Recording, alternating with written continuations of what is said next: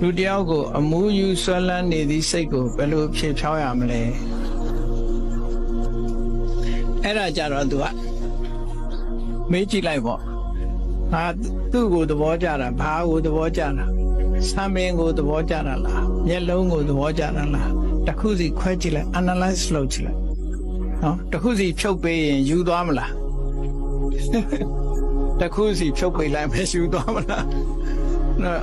တစ်ခုစီဖြုတ်ကြည့်လိုက်လို့ရှိရင်အဲ့ဒီစိတ်ပျောက်သွားမှာနော်တစ်ခုစီဖြုတ်ကြည့်တစ်ခုစီဖြုတ်ကြည့်လိုက်ဘာသဘောကျနေတာလဲနော်ခန္ဓာကိုယ်ရှိတဲ့အစိတ်ပိုင်းတွေကိုတစ်ခုစီဖြုတ်လိုက်လို့ရှိရင်ပျောက်သွားတင်ညာယဝိပရိယေတာစိတ်တန်တေပရိတရှတိတင်ညာအမှတ်မှားနေလို့ကိုယ်စိတ်ထဲမှာဒီလိုလောဘတွေရာဂတွေဖြစ်တာအမှတ်မှားနေတာကိုမှန်အောင်ကြည့်လိုက်အမှန်ကြည့်လိုက်အမှန်မြင်အောင်ကြိုးစားကြည့်လိုက်အဲ့ဒါဆိုလို့ရှိရင်လွတ်သွားမှာပါနော်